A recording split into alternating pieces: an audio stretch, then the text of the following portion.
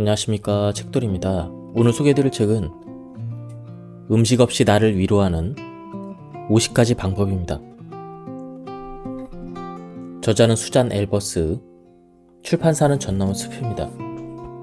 저자 소개를 간단하게 하겠습니다. 수잔 앨버스, 심리학 박사이다. 미국 클리블랜드 클리닉 임상 심리학자로 덴버 대학교를 졸업 후 노터데임 대학교에서 인턴십 과정을 수료했고 스탠퍼드 대학교에서 장학금을 받으며 박사 후 연구원 과정을 마쳤다. 그럼 바로 본문을 보도록 하겠습니다. 많은 사람들이 마음의 위로가 필요할 때 자동적으로 음식에 손을 뻗는다. 뭔가를 먹고 있는 동안은 잔소리하는 상사, 끊임없이 졸라대는 아이들, 해도 해도 끝이 없는 집안일이 순간적으로 사라진다. 감자칩을 와작와작 씹다 보면 마음도 편안해진다. 하지만 마지막 조각을 먹고 난 뒤 이 모든 효과는 썰물처럼 사라지고 대신 후회와 죄책감이 밀려온다. 뭔가를 먹으면 긴장이 풀리고 마음이 가라앉지만 동시에 미치도록 짜증이 나는 모습도 함께 보여주고 있다. 왜 우리는 음식을 먹으면 스트레스가 줄고 심리적인 위안까지 얻게 될까? 그게 일회용 밴드처럼 한순간의 땜질용 처방임을 분명히 알면서도 왜 중독자처럼 거부하지 못하고 또다시 과식을 하게 되는 걸까? 우리가 음식을 먹는 이유는 세 가지다. 신체적인 허기, 스트레스성 허기, 감정적 허기를 느끼기 때문이다. 신체적 허기는 자연스러운 몸의 반응이지만 나머지 두 가지는 자기 위안을 얻기 위한 가짜 허기이다. 화를 가라앉히기 위해, 창피하거나 잘못한 일을 잊어버리기 위해, 단순히 기분을 전환하기 위해, 어떤 감정을 더 오래 느끼거나 피하기 위해서 음식을 먹는 것이다. 레이첼은 스트레스를 포함한 심리적인 이유로 과식을 하게 되었다. 레이첼의 과식 습관은 갈수록 심해지고 악순환이 반복되고 있다. 스트레스를 받는다. 위안이 필요하다. 먹어야 한다. 마음이 가라앉는다. 기분이 좋다. 기분 좋은 마음이 사라지고 죄책감이 쌓인다. 위로가 필요하다. 살이 쪄서 스트레스를 받는다. 악순환이 또 시작된다. 이렇게 음식을 먹으면 일시적으로 기분이 좋아지지만 살이 찌고 건강에도 문제가 생긴다. 이 책은 이와 같은 사람들이 음식의 덫에 빠지는 이유를 설명한다. 음식을 먹는 일이 그토록 유혹적이며 위로가 되는 이유들도 살펴본다. 또 심리적인 이유로 음식 먹는 습관을 없애기 위해 자신의 행동을 자세히 들여다볼 것이다. 정서적인 이유로 음식을 먹긴 하지만 횟수나 양이 그리 많지 않아 큰 문제가 아닌 사람도 있다. 생리전 증후군이 심할 때 초콜릿 브라우니를 먹거나 공포영화를 보면서 팝콘을 마구 집어먹는 것은 별 문제가 되지 않는다. 심지어 스트레스를 받게 된 날 집에 돌아와 아이스크림을 퍼먹는 것도 용인될 수가 있다. 그러나 그런 행동이 습관이 되어서는 안 된다. 생리전 증후군이 심한 날이나 유난히 힘든 하루를 보냈을 때 초콜릿을 먹는 것이 기분을 가라앉히는 유일한 방법이 되어서는 안 된다는 것이다. 뜨거운 물로 목욕을 하거나 운동을 하거나 명상을 하는 등 효과적이고 건강한 방법들이 있다. 이런 방법들이 스트레스를 더 빨리 해소해주고 무엇보다 나중에 죄책감에 시달리지 않게 한다. 하지만 많은 이들이 매일 음식과 투쟁을 벌이고 있다. 마음의 위안을 지나치게 음식에 의존하는 악순환에 갇혀버린 사람들도 부지기수이다. 감정과 음식을 연관시켜 행동하는 음식 중독자는 폭식증이나 기타 섭식장애가 있을 가능성도 있다. 근본적으로 마음의 위안을 얻는 주요 수단으로 음식에 집착하지 않으려면 그 자리를 대신할 건강한 방법을 찾아야 한다. 먹는 것과 관련된 문제들 중 대부분은 사실 음식이 문제가 아니다. 핵심은 마음을 위로하고 기분을 진정시키는 것이다. 자기 진정법은 화를 가라앉히는 것은 물론 몸과 마음을 차분하고 편안하게 하는 방법으로 많은 다이어트 책들이 일시적인 도움밖에 되지 못하는 이유는 이 마음 다스리는 법을 소개하지 않기 때문이다. 사실 그런 책들은 궁극적인 살 빼기에는 도움이 되지 않는 경우가 많이 있다. 일단 책의 도움으로 살은 뺐다 해도 줄인 체중을 평생 유지하는 방법은 알려주지 않기 때문이다. 다이어트 책은 무엇을 먹어야 하는지, 어떻게 운동을 해야 되는지에 대해서만 다룬다. 음식 먹는 방법을 바꾸라거나 운동으로 칼로리를 태우는 방식을 조언해 주는 것이다. 하지만 사람들이 왜 그렇게 음식을 많이 먹는지 그 이유와 대책은 들려주지 않는다. 일반적인 식사는 조금 다른 방식을 취한다 해도 아무런 문제가 되지 않는다. 스트레스나 감정적인 이유로 추가 섭취하는 과잉 칼로리가 문제가 된다. 음식 중독 습관을 바로잡지 못한다면 평생 과식과 다이어트를 반복하면서 고통스러운 삶을 살아야 한다. 여기서 어린 시절을 한번 떠올려보자. 어린 시절 스트레스를 받았을 때 자신의 마음을 들여다보며 진지하게 이 문제가 어디서부터 왔는지 알아보려 했는가? 아니면 신경을 다른 데로 돌리거나 기분 좋은 일에만 집중하거나 즐거운 일을 하며 시간을 때우는 방법들을 찾았는가? 보통 우리는 마음을 진전시키기 위해 무엇을 먹거나 TV, 인터넷, 일, 술, 심지어 도박, 마약 같은 것에 의존한다. 이런 행동들은 당장의 스트레스는 줄여주지만 장기적으로 보면 일시적인 해결책일 뿐 실제로는 더 큰 문제가 될 수 있고 심한 경우에는 중독이 되기도 한다. 마음 챙김으로 나를 인식한다. 그냥 바라보기만 해도 많은 것을 관찰할 수가 있다. 마음 챙김은 많은 노력이 들지 않는다. 처음에는 행동을 바꿀 필요조차 없다. 시작하기 전에 먹지 않고 마음을 진정시키는 방법을 찾는 것은 지속적으로 해야 되는 과정임을 인지한다. 압박감을 느낄 필요도 없고 서두를 것도 없다. 자신의 속도대로 가면 된다. 첫 번째 단계는 유념해서 관찰하는 것이다. 이 단계에서는 마음의 위안을 얻고자 먹는 일을 피하거나 줄이려고 하지 않아도 된다. 자신의 음식 먹는 패턴과 습관의 주의를 기울이기만 하면 된다. 적어도 일주일은 무엇이 음식을 찾게 만드는지 관찰하고 기록한다. 식사일기를 쓰는 것도 좋은 방법이다. 어떤 상황에서 음식에 약해지는가? 그렇게 만드는 특정한 기분이 있는가? 매일 같은 시간에 음식을 먹는가?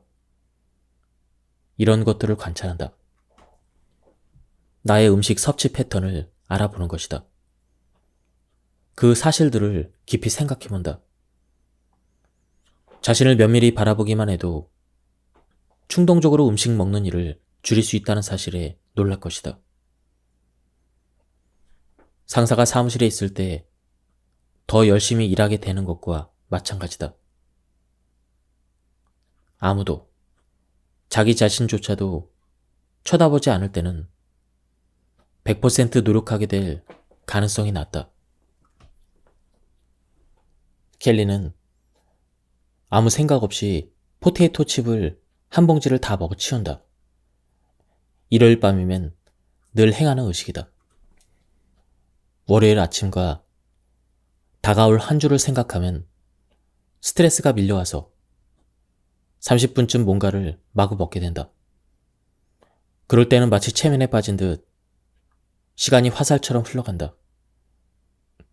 문득 정신을 차리고 보면 과자 봉지가 텅 비었다는 걸 깨닫는다. 그러나 맛은 전혀 기억하지 못한다. 로봇처럼 기계적으로 먹는 일은 이제 너무나 익숙한 행동으로 편한 느낌마저 든다. 켈리같이 스트레스 때문에 음식을 먹는 사람은 자기 몸에서 일어나는 다른 감각은 무시되기 쉽다. 왜 먹는지, 얼마나 먹어야 하는지도 잊어버린다. 고질적인 스트레스성 음식 중독자는 자기가 먹고 있다는 걸 깨닫지도 못한 채 먹게 될 수도 있다. 어떤 행동을 무의식적으로 하는 걸 막으려면 모든 행동을 충분히 인식해야 한다.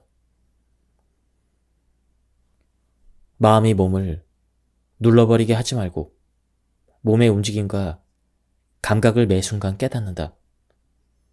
운전을 하고 있다면 손에 쥐고 있는 핸들의 움직임을 느낀다.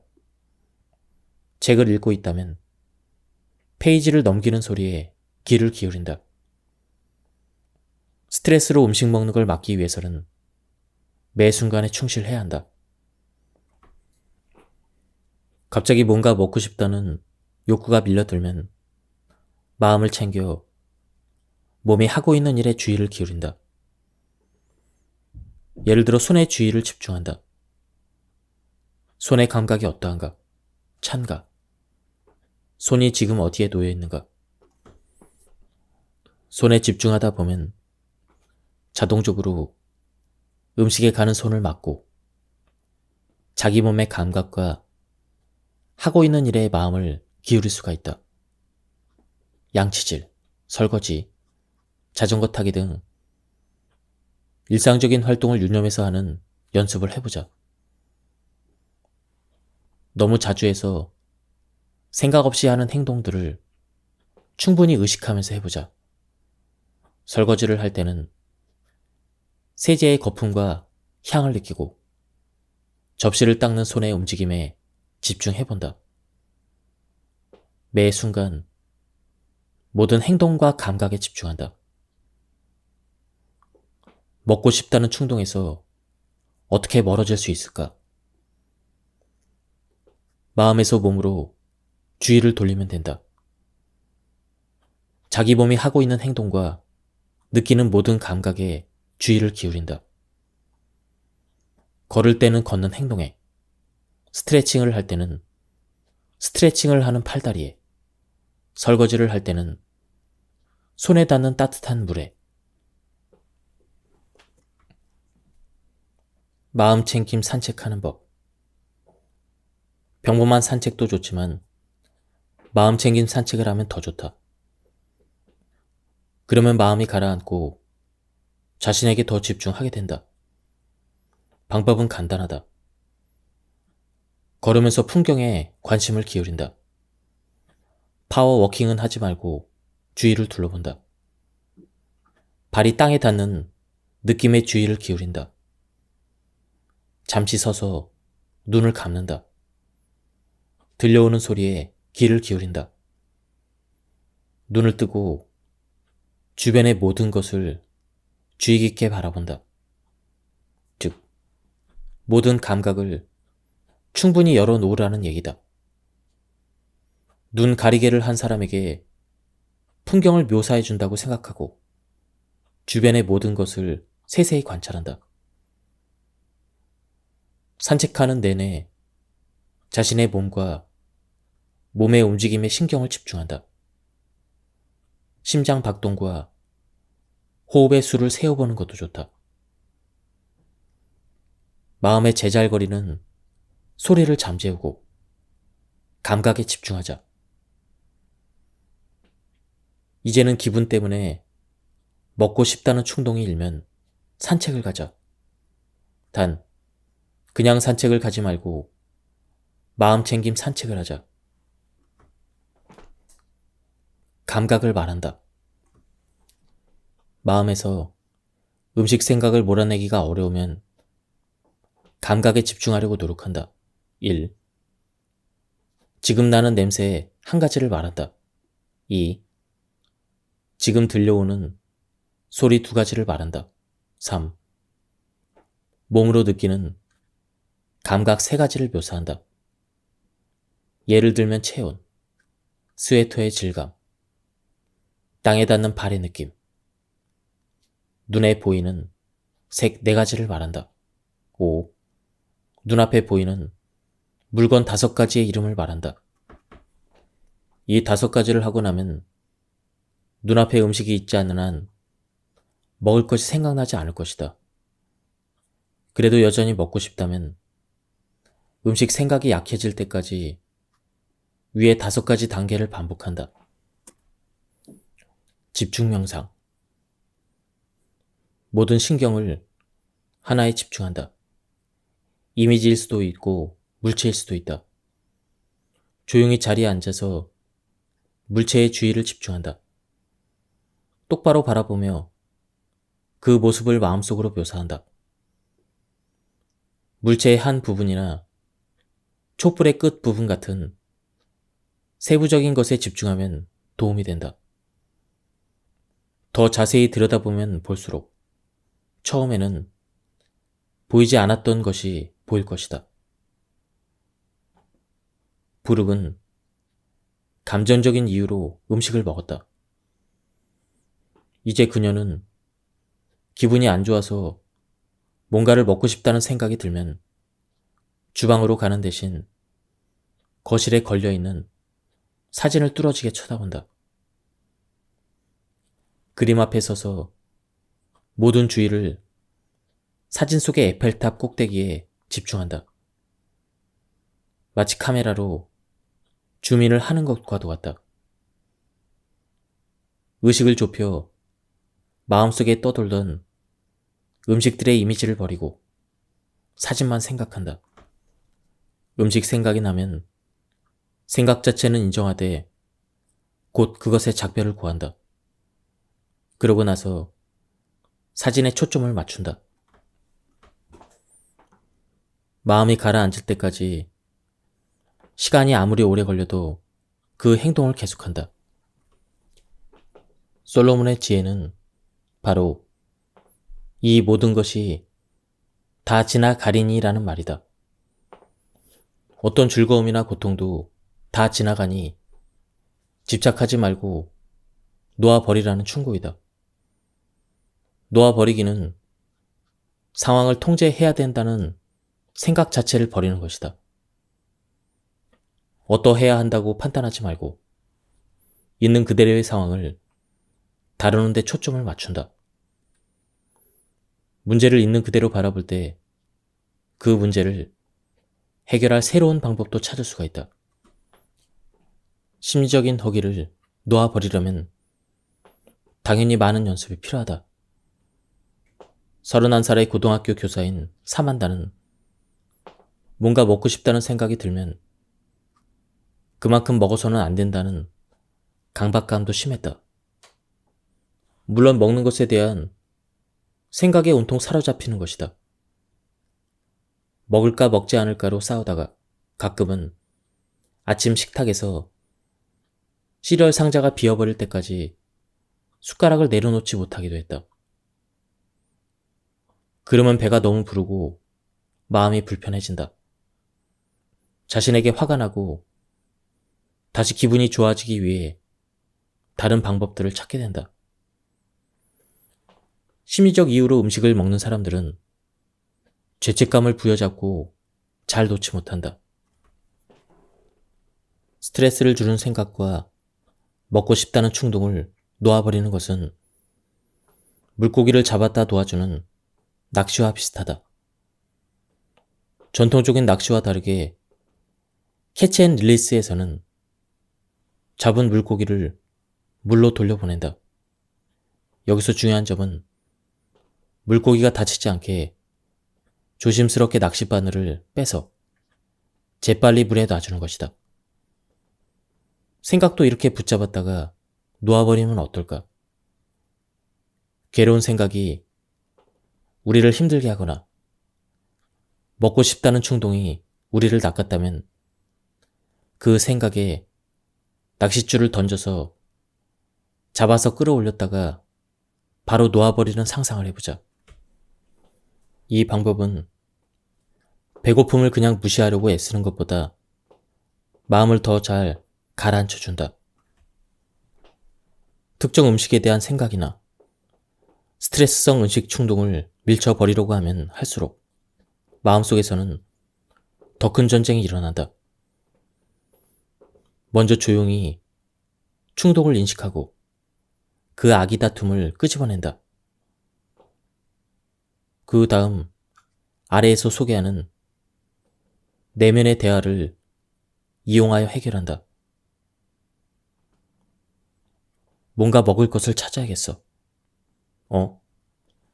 먹을 것에 대한 생각이 드네. 먹을 게 뭐가 있지? 먹고 싶다고 해서 꼭 먹어야 하는 건 아니지 않을까? 먹지 마. 이 시간에 뭘 먹으면 안 돼. 먹고 싶다는 것은 그냥 생각일 뿐이잖아. 나는 왜 스스로 이렇게 비난할까? 생각은 생각일 뿐이야. 꼭 그대로 할 필요는 없어.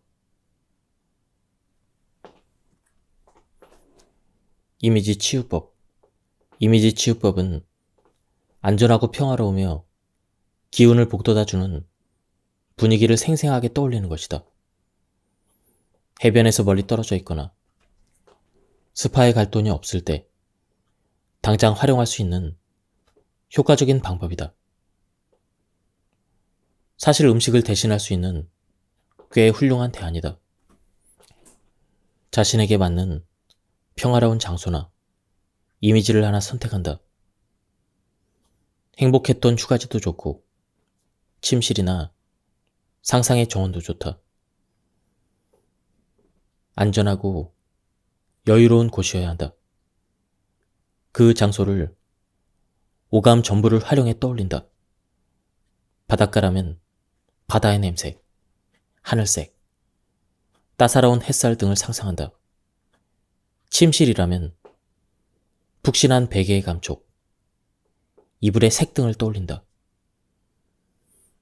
다양한 감각을 가능한 많이 떠올리는 것이 중요하다.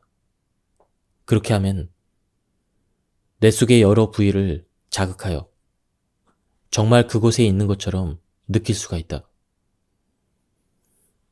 어떤 이미지를 떠올려야 할지 모르겠는가? 몇 가지를 제안할 테니 참고하기를 바란다. 고요한 강에서 카누를 타고 있는 모습, 우주를 유유히 유영하는 모습, 풀밭을 맨발로 천천히 거니는 모습, 수목원을 산책하며 가슴 가득 피톤치드를 들이마시는 모습, 따뜻하고 향기로운 목욕물에 몸을 푹 담근 그런 모습, 바닷가 발코니에 앉아서 화려한 일몰을 감상하는 모습, 외딴 섬에서 따뜻한 모래찜질을 하고 있는 모습, 마음을 평온하게 해주는 사진이나 그림을 감상하는 것도 괜찮다. 예전에 휴가를 가서 찍은 사진이나 화가가 그린 풍경화 등을 이용해보자. 머릿속에서 그 풍경을 여러 번 다시 보는 연습을 한다. 웃음 요가. 웃음 요가나 유머 요법의 바탕은 웃음이 몸의 감각을 바꾼다는 것이다. 웃음은 우리 몸속에서 수많은 반응을 이끌어낸다. 뇌는 몸의 긴장을 풀라는 신호를 보내고 특정 신경 전달 물질이 분비되어 기분이 좋아지도록 돕는다. 또 긴장감을 덜어주고 부정적인 기분에서 벗어나게 해준다. 더불어 자연스럽게 복근, 횡격막, 어깨 운동이 된다. 지금 당장 시작해보자. 산타클로스처럼 큰 웃음소리를 반복해서 내본다. 하하하, 호호호. 이를 몇 차례 반복한다. 이렇게 웃음소리를 내다 보면 어느새 진짜 웃음이 나올 것이다. 가짜로 웃는 연습을 하는 것은 진짜로 웃는 데 도움이 된다. TV 시트콤에서 들려오는 녹음된 웃음소리를 생각해보자. 그것만 들어도 가끔은 따라 웃게 되지 않는가? 웃음 요가법을 보여주는 영상을 인터넷에서 찾아보는 것도 좋다. 개그맨이 되어본다. 지금 자신을 붙들고 있는 문제에서 유머로 승화시킬 만한 부분이 있는지 찾아본다. 이 상황의 어떤 점이 5년 뒤에 나를 웃게 할 수 있을까? 이 문제에 피식하고 웃을 만한 점이 있는가? 개그맨은 이 상황을 어떻게 유머로 승화시켜 웃음을 유발할지 상상해보자. 웃긴 행동을 해본다. 친구에게 우스운 메시지를 남긴다. 가짜 이름을 만들어서 하루 종일 그 이름을 쓴다. 우스꽝스러운 셔츠를 입거나 모자를 써본다. 재미있는 농담을 하나 배워서 하루 종일 만나는 사람들에게 들려준다. 웃기게 나온 사진이나 잡지에 실린 재미있는 사진을 냉장고에 붙여둔다. 지금 씨름하고 있는 문제의 우스운 요소가 전혀 없다면 다른 데서 유머를 찾아보자. 재미있는 웹사이트에 들어가거나 코미디 영화를 빌려보면서 문제를 잊어본다. 어떤 것을 통해 웃던지 간에 웃음은 우리의 몸과 마음에 도움이 된다. 심리치료사는 사람들의 기분이 나아지도록 돕는 전문가이다. 심리치료사가 하는 건 대화밖에 없는데 어떻게 그러는 걸까? 안아주지도 않는다. 선물을 주지도 않는다. 먹을 걸 주지도 않는다. 이건 아주 흥미로운 사실이다. 심리치료사들은 강력한 단어들을 기술적으로 결합해 사람들의 기분이 나아지게 한다. 비결은 사람들을 지지해주고 격려해주는 말을 하는 것이다. 그런데 최악의 상황에서 기분이 나아지게 도와주는 말이란 정확히 어떤 것일까? 심리치료사들은 상황을 재구성해준다. 상담자의 감정을 다른 시각에서 설명해준다. 특정한 일이 만들어내는 문제점에 초점을 맞추는 대신 그것이 가져다 줄 수 있는 이점이나 기회를 바라본다. 스트레스성 식욕 충동이 있는 사람들이 자주 직면하는 상황을 하나 예로 들어보자. 그들은 잘못한 일만 기억하고 오래된 악습을 버리지 못하는 자신을 비난한다. 이 상황을 심리치료사들처럼 재구성해보자. 기분이 나빠서 폭식한 순간들이 실패는 아니다. 작은 실수이다. 이런 실수는 우리가 배우고 다시 나아가도록 하는 유용한 정보를 준다. 재구성은 혼자서도 할 수가 있다. 상황을 새로운 시각에서 보기 위해 심리학 박사의 도움이 필요한 건 아니다. 그저 다르게 보면 된다. 속담에서 말하는 대로 삶이 그대에게 레몬을 주면 레모네이드를 만들어라. 평상시에 사용하는 언어를 살펴본다. 특히 부정적인 단어들을 모두 적어본다. 새로운 단어들을 고른다. 실패는 실수로, 최악에는 다시 시작할 기회로 바꿀 수가 있다. 실수를 가르침의 기회로 삼는다. 실수를 통해 새로운 깨달음을 얻고 나와 남이 함께 행복해질 수 있는 방법을 찾는다. 재구성은 스트레스에 대한 인식을 긍정적으로 바꿔준다. 또한 심리적인 허기를 음식으로 달랜 죄책감으로 스스로를 더 힘들게 만드는 상황에서도 벗어나게 해준다. 배가 고프지도 않은데 초코볼을 한 봉지 더 먹었다고 해보자. 그러고 나니 자신이 더 한심하게 느껴졌다면 아래의 말들을 해보자. 이것은 문제가 아니라 나를 시험하는 도전이다. 위기와 함께 기회가 온다. 이것은 가르침을 주는 경험이다. 아주 좋은 교훈을 얻었다.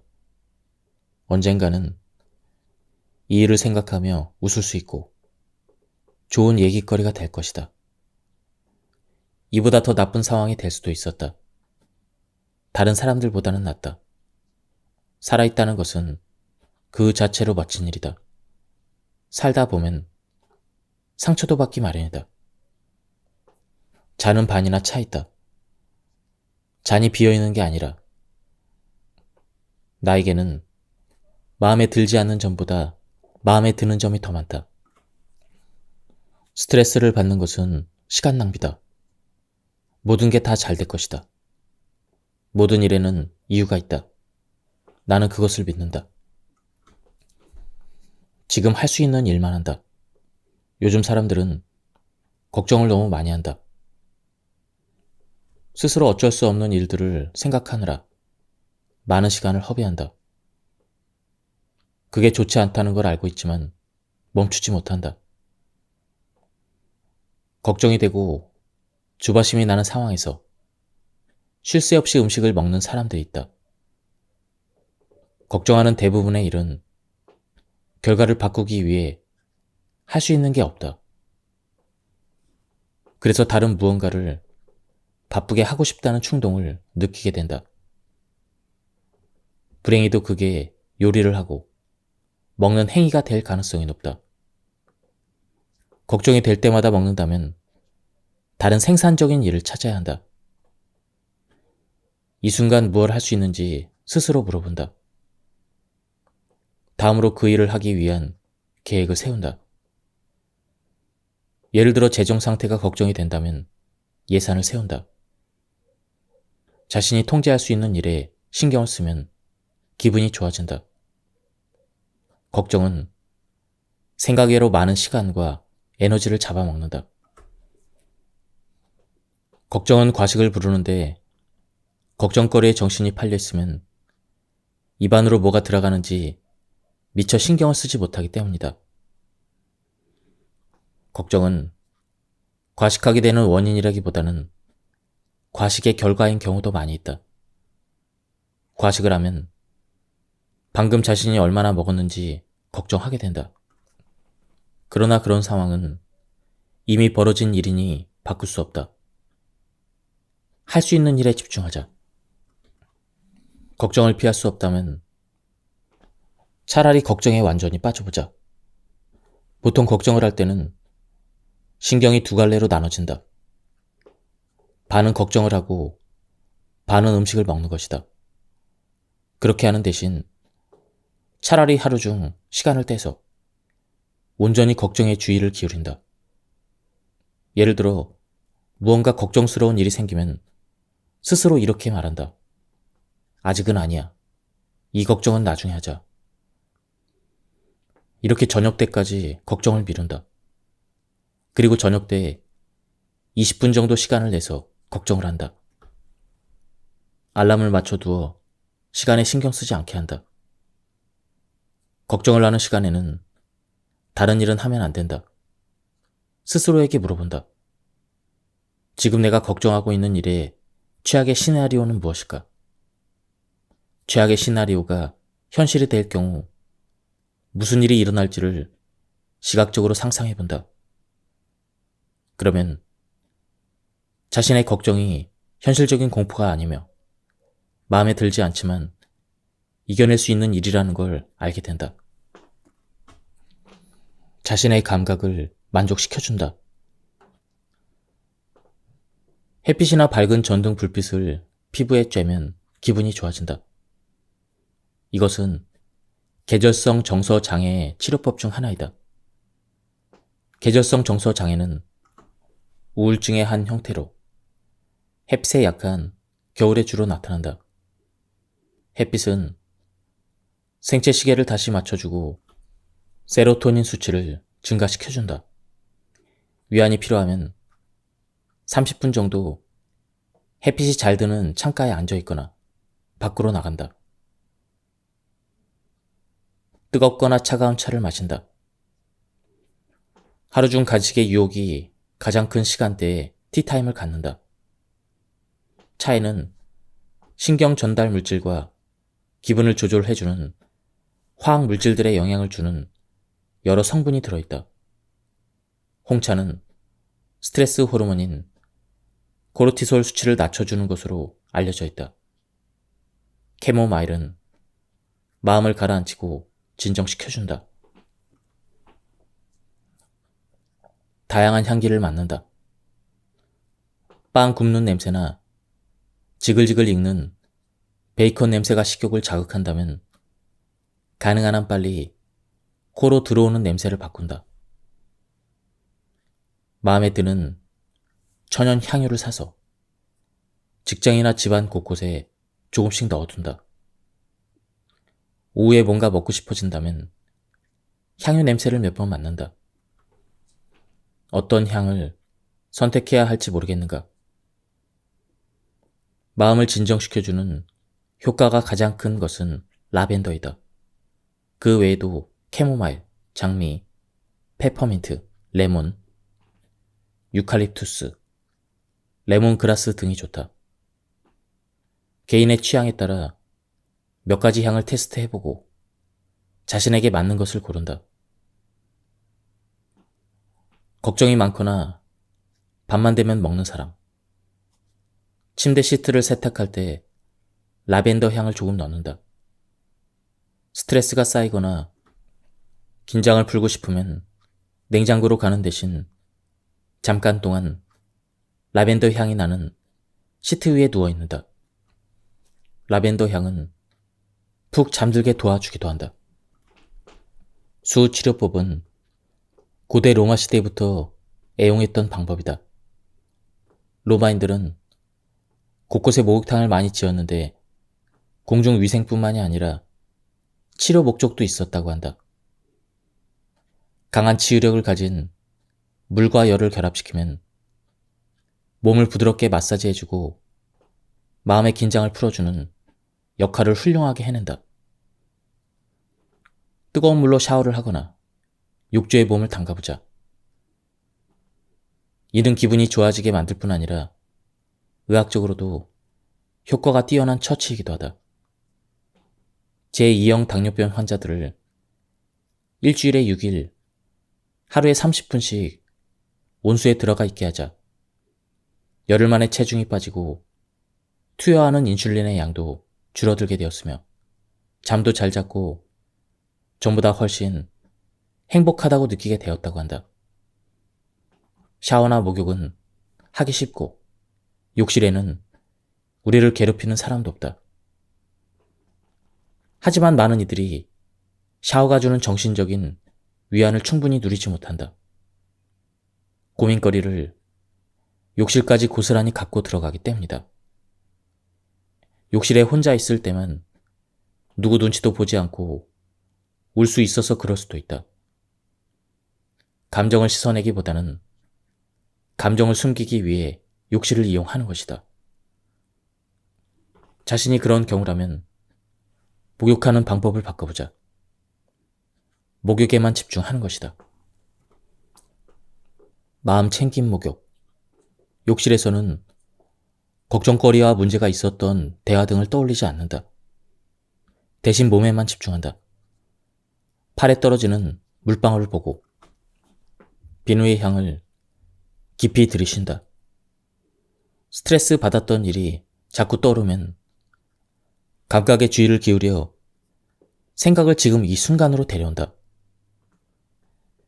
미리 좋아하는 목욕 비누나 목욕 소금, 오일 등을 준비한다. 비누 거품은 마음을 차분히 가라앉혀주는 향을 우리 뇌 속에 더 오랫동안 전달해준다.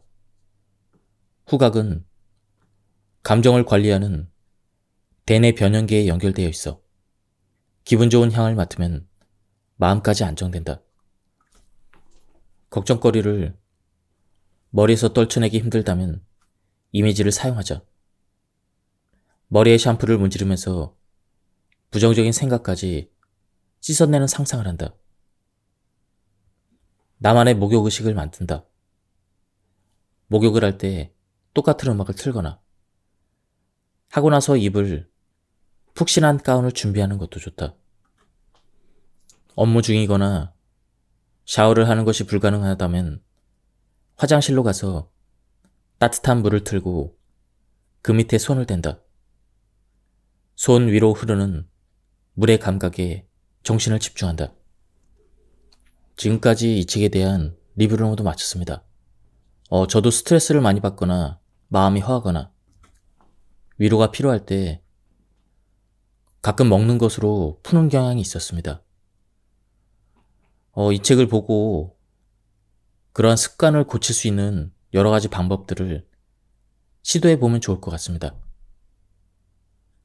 한번 책을 구해서 읽어보실 것을 추천드립니다. 여기서 리뷰를 마치도록 하겠습니다. 감사합니다. 안녕하십니까, 책돌이입니다. 오늘 소개해드릴 책은 음식 없이 나를 위로하는 50가지 방법입니다. 저자는 수잔 엘버스, 출판사는 전나무 숲입니다. 저자 소개를 간단하게 하겠습니다. 수잔 엘버스, 심리학 박사이다. 미국 클리블랜드 클리닉 임상 심리학자로 덴버 대학교를 졸업 후 노터데임 대학교에서 인턴십 과정을 수료했고 스탠퍼드 대학교에서 장학금을 받으며 박사 후 연구원 과정을 마쳤다. 그럼 바로 본문을 보도록 하겠습니다. 많은 사람들이 마음의 위로가 필요할 때 자동적으로 음식에 손을 뻗는다. 뭔가를 먹고 있는 동안은 잔소리하는 상사, 끊임없이 졸라대는 아이들, 해도 해도 끝이 없는 집안일이 순간적으로 사라진다. 감자칩을 와작와작 씹다 보면 마음도 편안해진다.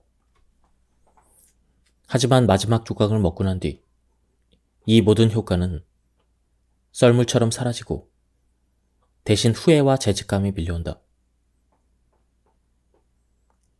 뭔가를 먹으면 긴장이 풀리고 마음이 가라앉지만 동시에 미치도록 짜증이 나는 모순도 함께 보여주고 있다.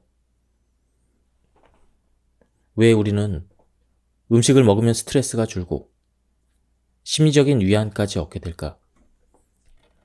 그게 일회용 밴드처럼 한순간의 땜질용 처방임을 분명히 알면서도 왜 중독자처럼 거부하지 못하고 또다시 과식을 하게 되는 걸까? 우리가 음식을 먹는 이유는 세 가지다. 신체적인 허기, 스트레스성 허기, 감정적 허기를 느끼기 때문이다. 신체적 허기는 자연스러운 몸의 반응이지만 나머지 두 가지는 자기 위안을 얻기 위한 가짜 허기이다. 화를 가라앉히기 위해, 창피하거나 잘못한 일을 잊어버리기 위해, 단순히 기분을 전환하기 위해, 어떤 감정을 더 오래 느끼거나 피하기 위해서 음식을 먹는 것이다. 레이첼은 스트레스를 포함한 심리적인 이유로 과식을 하게 되었다. 레이첼의 과식 습관은 갈수록 심해지고 악순환이 반복되고 있다. 스트레스를 받는다. 위안이 필요하다. 먹어야 한다. 마음이 가라앉는다. 기분이 좋다.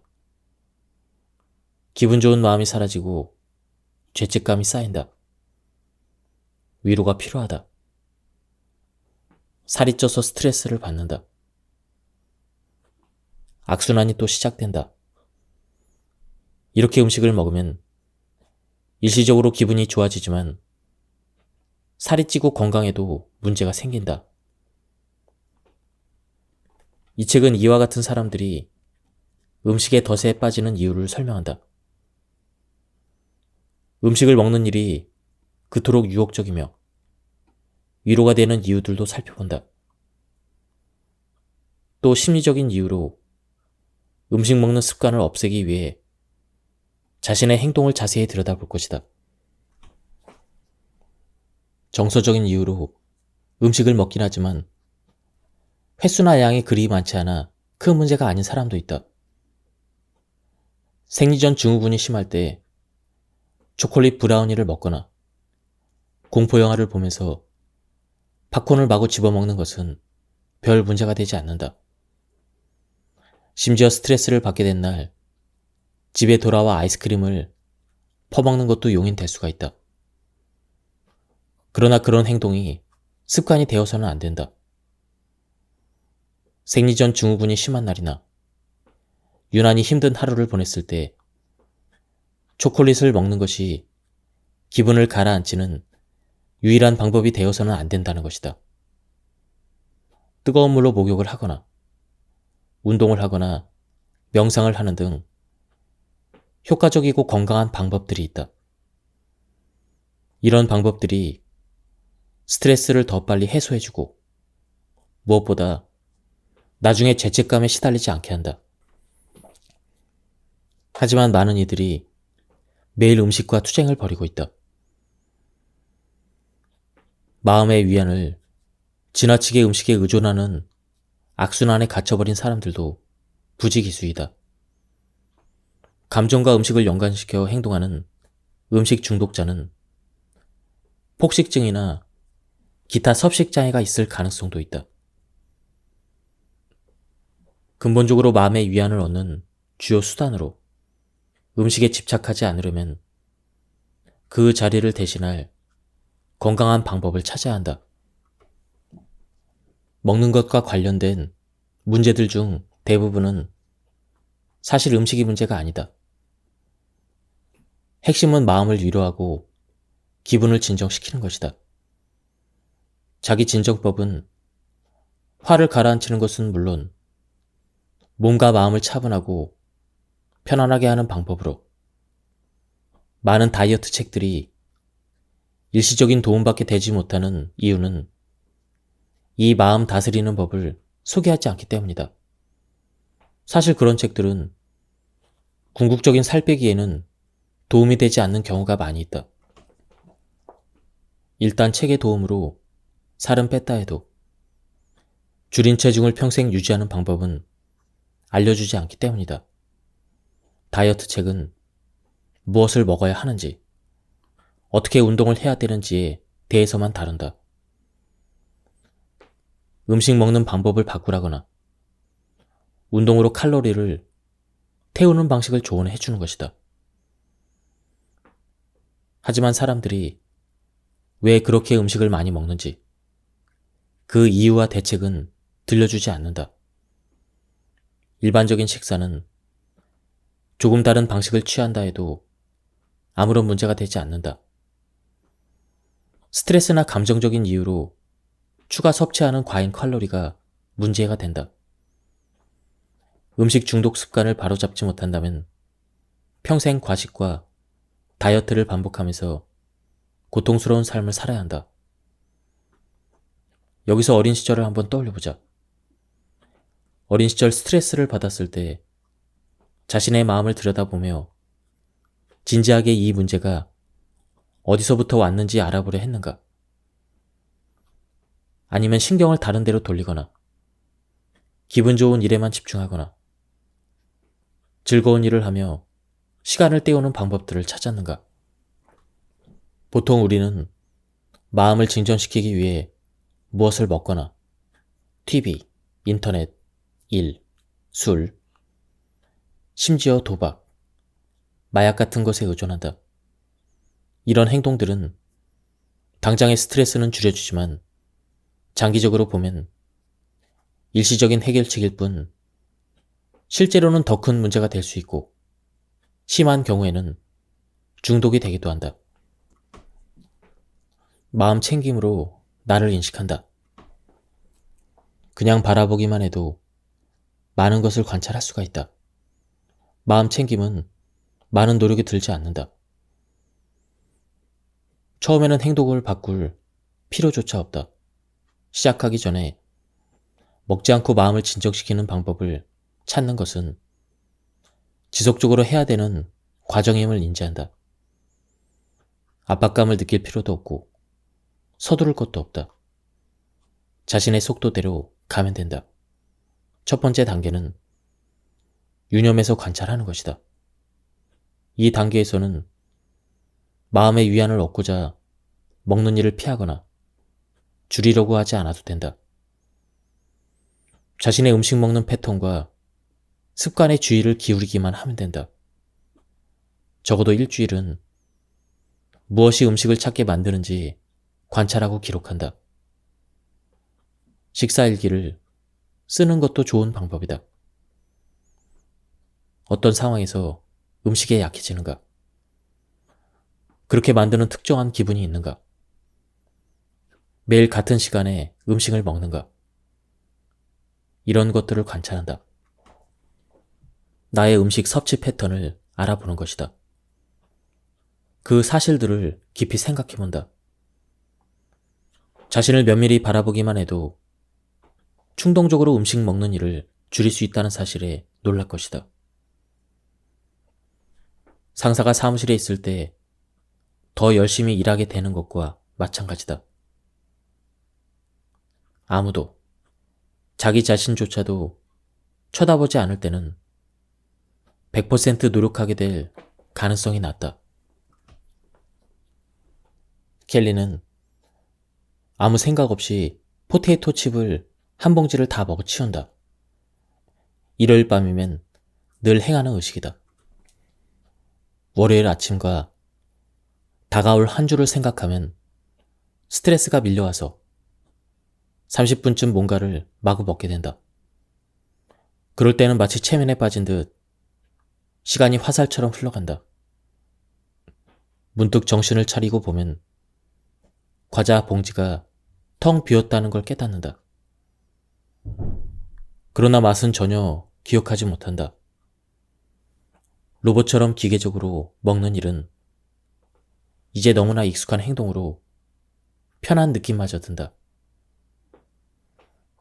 켈리같이 스트레스 때문에 음식을 먹는 사람은 자기 몸에서 일어나는 다른 감각은 무시되기 쉽다. 왜 먹는지, 얼마나 먹어야 하는지도 잊어버린다. 고질적인 스트레스성 음식 중독자는 자기가 먹고 있다는 걸 깨닫지도 못한 채 먹게 될 수도 있다. 어떤 행동을 무의식적으로 하는 걸 막으려면 모든 행동을 충분히 인식해야 한다.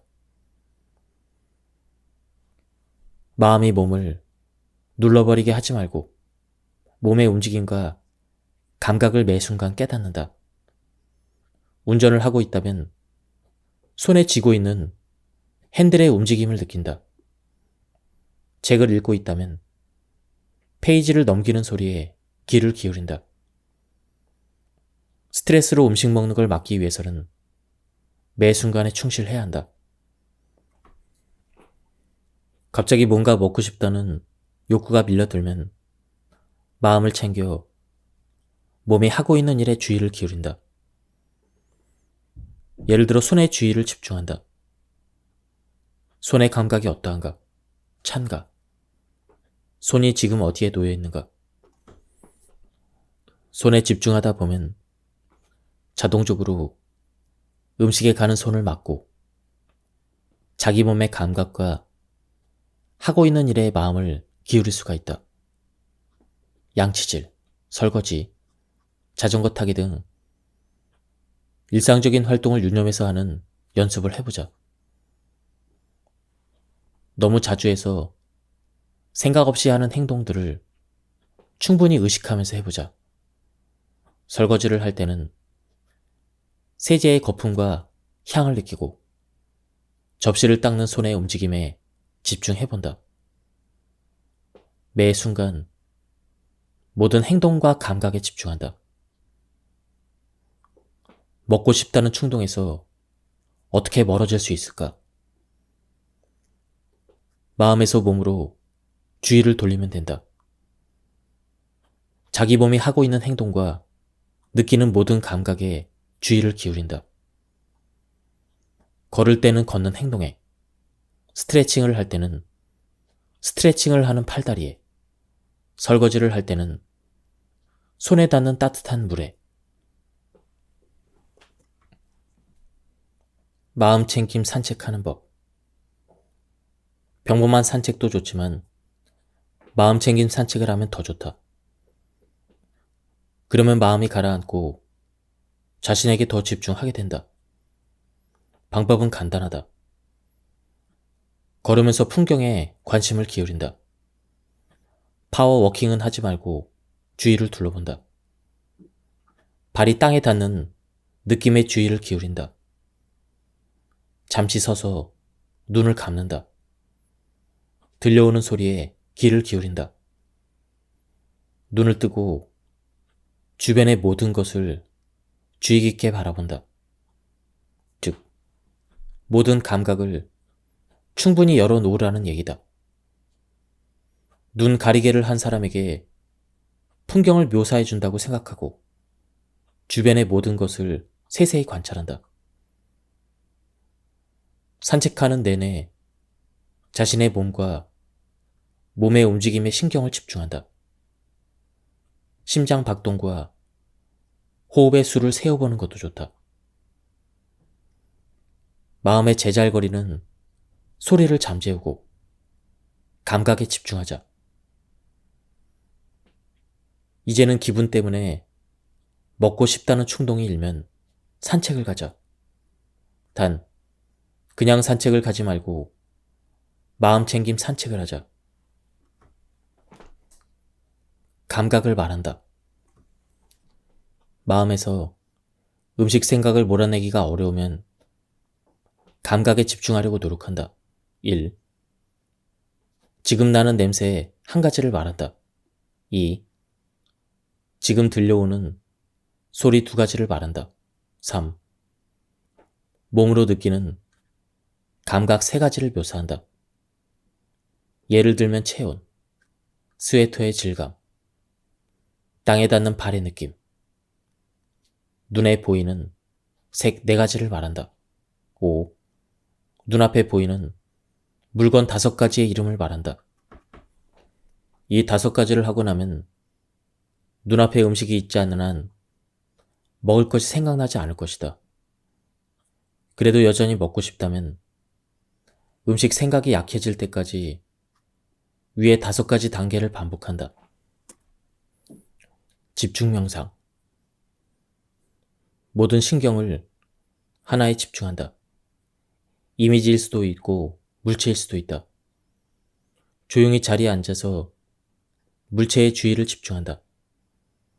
똑바로 바라보며 그 모습을 마음속으로 묘사한다. 물체의 한 부분이나 촛불의 끝 부분 같은 세부적인 것에 집중하면 도움이 된다.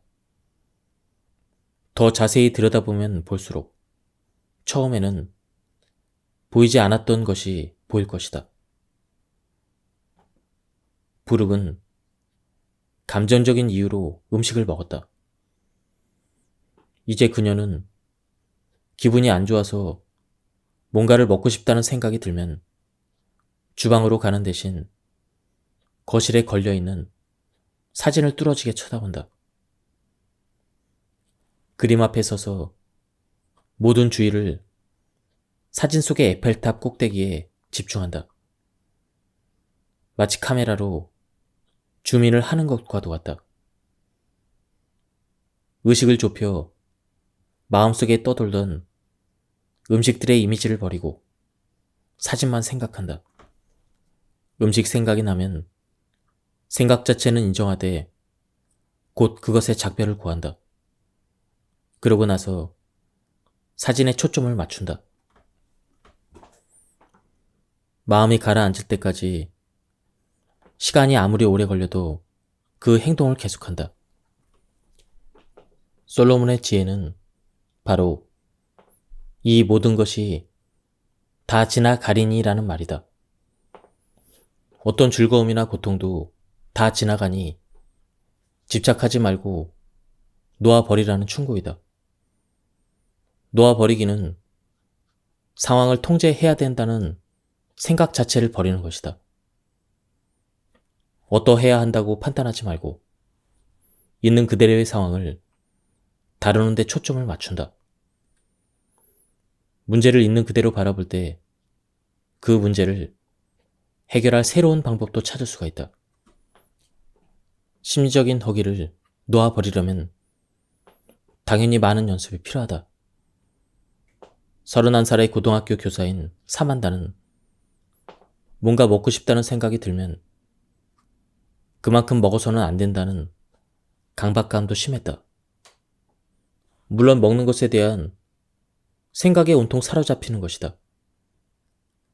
먹을까 먹지 않을까로 싸우다가 가끔은 아침 식탁에서 시리얼 상자가 비어버릴 때까지 숟가락을 내려놓지 못하기도 했다. 그러면 배가 너무 부르고 마음이 불편해진다. 자신에게 화가 나고 다시 기분이 좋아지기 위해 다른 방법들을 찾게 된다. 심리적 이유로 음식을 먹는 사람들은 죄책감을 부여잡고 잘 놓지 못한다.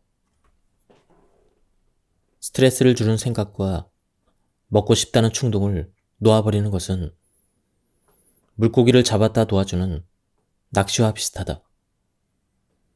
전통적인 낚시와 다르게 캐치 앤 릴리스에서는 잡은 물고기를 물로 돌려보낸다. 여기서 중요한 점은 물고기가 다치지 않게 조심스럽게 낚싯바늘을 빼서 재빨리 물에 놔주는 것이다. 생각도 이렇게 붙잡았다가 놓아버리면 어떨까?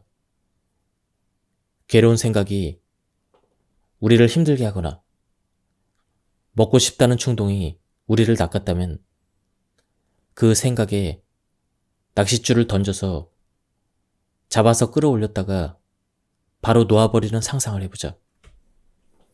이 방법은 배고픔을 그냥 무시하려고 애쓰는 것보다 마음을 더 잘 가라앉혀준다.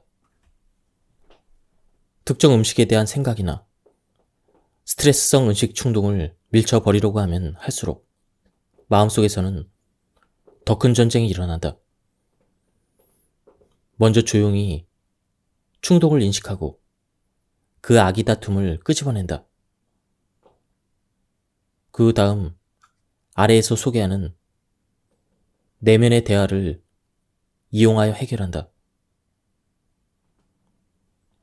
뭔가 먹을 것을 찾아야겠어. 먹을 것에 대한 생각이 드네. 먹을 게 뭐가 있지? 먹고 싶다고 해서 꼭 먹어야 하는 건 아니지 않을까? 먹지 마. 이 시간에 뭘 먹으면 안 돼. 먹고 싶다는 것은 그냥 생각일 뿐이잖아. 나는 왜 스스로 이렇게 비난할까? 생각은 생각일 뿐이야. 꼭 그대로 할 필요는 없어. 이미지 치유법. 이미지 치유법은 안전하고 평화로우며 기운을 북돋아주는 분위기를 생생하게 떠올리는 것이다. 해변에서 멀리 떨어져 있거나 스파에 갈 돈이 없을 때 당장 활용할 수 있는 효과적인 방법이다. 사실 음식을 대신할 수 있는 꽤 훌륭한 대안이다. 자신에게 맞는 평화로운 장소나 이미지를 하나 선택한다. 행복했던 휴가지도 좋고 침실이나 상상의 정원도 좋다. 안전하고 여유로운 곳이어야 한다. 그 장소를 오감 전부를 활용해 떠올린다. 바닷가라면 바다의 냄새, 하늘색, 따사로운 햇살 등을 상상한다. 침실이라면 푹신한 베개의 감촉, 이불의 색 등을 떠올린다. 다양한 감각을 가능한 많이 떠올리는 것이 중요하다. 그렇게 하면 뇌 속의 여러 부위를 자극하여 정말 그곳에 있는 것처럼 느낄 수가 있다. 어떤 이미지를 떠올려야 할지 모르겠는가? 몇 가지를 제안할 테니 참고하기를 바란다. 고요한 강에서 카누를 타고 있는 모습, 우주를 유유히 유영하는 모습, 풀밭을 맨발로 천천히 거니는 모습, 수목원을 산책하며 가슴 가득 피톤치드를 들이마시는 모습, 따뜻하고 향기로운 목욕물에 몸을 푹 담근 그런 모습, 바닷가 발코니에 앉아서 화려한 일몰을 감상하는 모습, 외딴 섬에서 따뜻한 모래찜질을 하고 있는 모습, 마음을 평온하게 해주는 사진이나 그림을 감상하는 것도 괜찮다. 예전에 휴가를 가서 찍은 사진이나 화가가 그린 풍경화 등을 이용해보자. 머릿속에서 그 풍경을 여러 번 다시 보는 연습을 한다. 웃음 요가. 웃음 요가나 유머 요법의 바탕은 웃음이 몸의 감각을 바꾼다는 것이다. 웃음은 우리 몸속에서 수많은 반응을 이끌어낸다. 뇌는 몸의 긴장을 풀라는 신호를 보내고 특정 신경 전달 물질이 분비되어 기분이 좋아지도록 돕는다. 또 긴장감을 덜어주고 부정적인 기분에서 벗어나게 해준다. 더불어 자연스럽게 복근, 횡격막, 어깨 운동이 된다. 지금 당장 시작해보자. 산타클로스처럼 큰 웃음소리를 반복해서 내본다. 하하하, 호호호. 이를 몇 차례 반복한다. 이렇게 웃음소리를 내다 보면 어느새 진짜 웃음이 나올 것이다. 가짜로 웃는 연습을 하는 것은 진짜로 웃는 데 도움이 된다. TV 시트콤에서 들려오는 녹음된 웃음소리를 생각해보자. 그것만 들어도 가끔은 따라 웃게 되지 않는가? 웃음 요가법을 보여주는 영상을 인터넷에서 찾아보는 것도 좋다. 개그맨이 되어본다. 지금 자신을 붙들고 있는 문제에서 유머로 승화시킬 만한 부분이 있는지 찾아본다. 이 상황의 어떤 점이 5년 뒤에 나를 웃게 할 수 있을까? 이 문제에 피식하고 웃을 만한 점이 있는가? 개그맨은 이 상황을 어떻게 유머로 승화시켜 웃음을 유발할지 상상해보자. 웃긴 행동을 해본다. 친구에게 우스운 메시지를 남긴다. 가짜 이름을 만들어서 하루 종일 그 이름을 쓴다. 우스꽝스러운 셔츠를 입거나 모자를 써본다. 재미있는 농담을 하나 배워서 하루 종일 만나는 사람들에게 들려준다. 웃기게 나온 사진이나 잡지에 실린 재미있는 사진을 냉장고에 붙여둔다. 지금 씨름하고 있는 문제의 우스운 요소가 전혀 없다면 다른 데서 유머를 찾아보자. 재미있는 웹사이트에 들어가거나 코미디 영화를 빌려보면서 문제를 잊어본다. 어떤 것을 통해 웃던지 간에 웃음은 우리의 몸과 마음에 도움이 된다. 심리치료사는 사람들의 기분이 나아지도록 돕는 전문가이다. 심리치료사가 하는 건 대화밖에 없는데 어떻게 그러는 걸까? 안아주지도 않는다. 선물을 주지도 않는다. 먹을 걸 주지도 않는다. 이건 아주 흥미로운 사실이다. 심리치료사들은 강력한 단어들을 기술적으로 결합해 사람들의 기분이 나아지게 한다. 비결은 사람들을 지지해주고 격려해주는 말을 하는 것이다. 그런데 최악의 상황에서 기분이 나아지게 도와주는 말이란 정확히 어떤 것일까? 심리치료사들은 상황을 재구성해준다. 상담자의 감정을 다른 시각에서 설명해준다. 특정한 일이 만들어내는 문제점에 초점을 맞추는 대신 그것이 가져다 줄 수 있는 이점이나 기회를 바라본다. 스트레스성 식욕 충동이 있는 사람들이 자주 직면하는 상황을 하나 예로 들어보자. 그들은 잘못한 일만 기억하고 오래된 악습을 버리지 못하는 자신을 비난한다. 이 상황을 심리치료사들처럼 재구성해보자. 기분이 나빠서 폭식한 순간들이 실패는 아니다. 작은 실수이다. 이런 실수는 우리가 배우고 다시 나아가도록 하는 유용한 정보를 준다. 재구성은 혼자서도 할 수가 있다. 상황을 새로운 시각에서 보기 위해 심리학 박사의 도움이 필요한 건 아니다. 그저 다르게 보면 된다. 속담에서 말하는 대로 삶이 그대에게 레몬을 주면 레모네이드를 만들어라. 평상시에 사용하는 언어를 살펴본다. 특히 부정적인 단어들을 모두 적어본다. 새로운 단어들을 고른다. 실패는 실수로, 최악에는 다시 시작할 기회로 바꿀 수가 있다. 실수를 가르침의 기회로 삼는다. 실수를 통해 새로운 깨달음을 얻고 나와 남이 함께 행복해질 수 있는 방법을 찾는다. 재구성은 스트레스에 대한 인식을 긍정적으로 바꿔준다.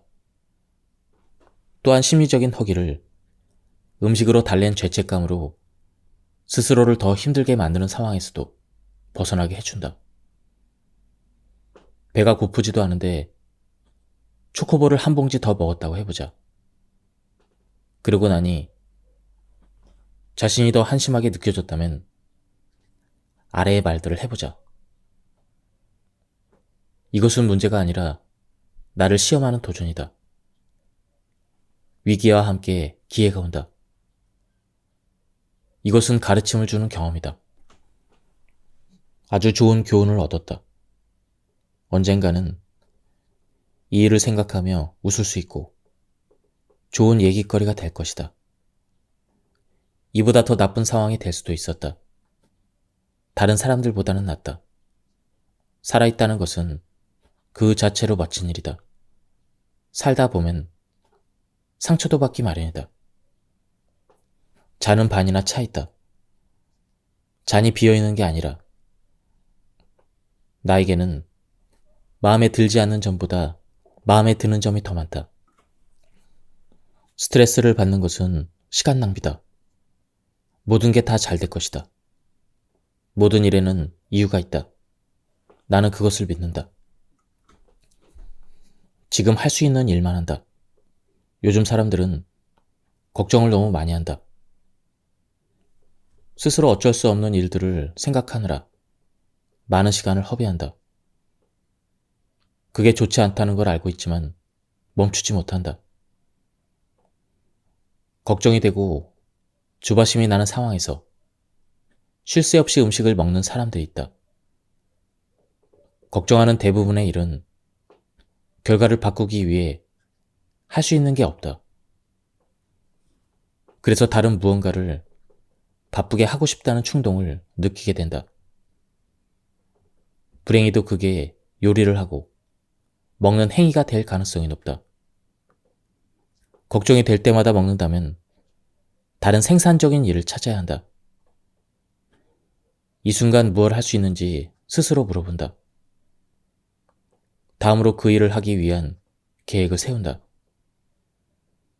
예를 들어 재정 상태가 걱정이 된다면 예산을 세운다. 자신이 통제할 수 있는 일에 신경을 쓰면 기분이 좋아진다. 걱정은 생각 외로 많은 시간과 에너지를 잡아먹는다. 걱정은 과식을 부르는데 걱정거리에 정신이 팔려있으면 입안으로 뭐가 들어가는지 미처 신경을 쓰지 못하기 때문이다. 걱정은 과식하게 되는 원인이라기보다는 과식의 결과인 경우도 많이 있다. 과식을 하면 방금 자신이 얼마나 먹었는지 걱정하게 된다. 그러나 그런 상황은 이미 벌어진 일이니 바꿀 수 없다. 할 수 있는 일에 집중하자. 걱정을 피할 수 없다면 차라리 걱정에 완전히 빠져보자. 보통 걱정을 할 때는 신경이 두 갈래로 나눠진다. 반은 걱정을 하고 반은 음식을 먹는 것이다. 그렇게 하는 대신 차라리 하루 중 시간을 떼서 온전히 걱정에 주의를 기울인다. 예를 들어 무언가 걱정스러운 일이 생기면 스스로 이렇게 말한다. 아직은 아니야. 이 걱정은 나중에 하자. 이렇게 저녁 때까지 걱정을 미룬다. 그리고 저녁 때 20분 정도 시간을 내서 걱정을 한다. 알람을 맞춰두어 시간에 신경 쓰지 않게 한다. 걱정을 하는 시간에는 다른 일은 하면 안 된다. 스스로에게 물어본다. 지금 내가 걱정하고 있는 일의 최악의 시나리오는 무엇일까? 최악의 시나리오가 현실이 될 경우 무슨 일이 일어날지를 시각적으로 상상해본다. 그러면 자신의 걱정이 현실적인 공포가 아니며 마음에 들지 않지만 이겨낼 수 있는 일이라는 걸 알게 된다. 자신의 감각을 만족시켜준다. 햇빛이나 밝은 전등 불빛을 피부에 쬐면 기분이 좋아진다. 이것은 계절성 정서 장애의 치료법 중 하나이다. 계절성 정서 장애는 우울증의 한 형태로 햇빛에 약한 겨울에 주로 나타난다. 햇빛은 생체 시계를 다시 맞춰주고 세로토닌 수치를 증가시켜준다. 위안이 필요하면 30분 정도 햇빛이 잘 드는 창가에 앉아 있거나 밖으로 나간다. 뜨겁거나 차가운 차를 마신다. 하루 중 간식의 유혹이 가장 큰 시간대에 티타임을 갖는다. 차에는 신경 전달 물질과 기분을 조절해주는 화학 물질들의 영향을 주는 여러 성분이 들어있다. 홍차는 스트레스 호르몬인 코르티솔 수치를 낮춰주는 것으로 알려져 있다. 캐모마일은 마음을 가라앉히고 진정시켜준다. 다양한 향기를 맡는다. 빵 굽는 냄새나 지글지글 익는 베이컨 냄새가 식욕을 자극한다면 가능한 한 빨리 코로 들어오는 냄새를 바꾼다. 마음에 드는 천연 향유를 사서 직장이나 집안 곳곳에 조금씩 넣어둔다. 오후에 뭔가 먹고 싶어진다면 향유 냄새를 몇 번 맡는다. 어떤 향을 선택해야 할지 모르겠는가? 마음을 진정시켜주는 효과가 가장 큰 것은 라벤더이다. 그 외에도 캐모마일, 장미, 페퍼민트, 레몬, 유칼립투스, 레몬그라스 등이 좋다. 개인의 취향에 따라 몇 가지 향을 테스트해보고 자신에게 맞는 것을 고른다. 걱정이 많거나 밤만 되면 먹는 사람. 침대 시트를 세탁할 때 라벤더 향을 조금 넣는다. 스트레스가 쌓이거나 긴장을 풀고 싶으면 냉장고로 가는 대신 잠깐 동안 라벤더 향이 나는 시트 위에 누워 있는다. 라벤더 향은 푹 잠들게 도와주기도 한다. 수치료법은 고대 로마 시대부터 애용했던 방법이다. 로마인들은 곳곳에 목욕탕을 많이 지었는데 공중 위생뿐만이 아니라 치료 목적도 있었다고 한다. 강한 치유력을 가진 물과 열을 결합시키면 몸을 부드럽게 마사지해주고 마음의 긴장을 풀어주는 역할을 훌륭하게 해낸다. 뜨거운 물로 샤워를 하거나 욕조에 몸을 담가보자. 이는 기분이 좋아지게 만들 뿐 아니라 의학적으로도 효과가 뛰어난 처치이기도 하다. 제2형 당뇨병 환자들을 일주일에 6일, 하루에 30분씩 온수에 들어가 있게 하자. 열흘 만에 체중이 빠지고 투여하는 인슐린의 양도 줄어들게 되었으며 잠도 잘 잤고 전보다 훨씬 행복하다고 느끼게 되었다고 한다. 샤워나 목욕은 하기 쉽고 욕실에는 우리를 괴롭히는 사람도 없다. 하지만 많은 이들이 샤워가 주는 정신적인 위안을 충분히 누리지 못한다. 고민거리를 욕실까지 고스란히 갖고 들어가기 때문이다. 욕실에 혼자 있을 때만 누구 눈치도 보지 않고 울 수 있어서 그럴 수도 있다. 감정을 씻어내기보다는 감정을 숨기기 위해 욕실을 이용하는 것이다. 자신이 그런 경우라면 목욕하는 방법을 바꿔보자. 목욕에만 집중하는 것이다. 마음 챙김 목욕. 욕실에서는 걱정거리와 문제가 있었던 대화 등을 떠올리지 않는다. 대신 몸에만 집중한다.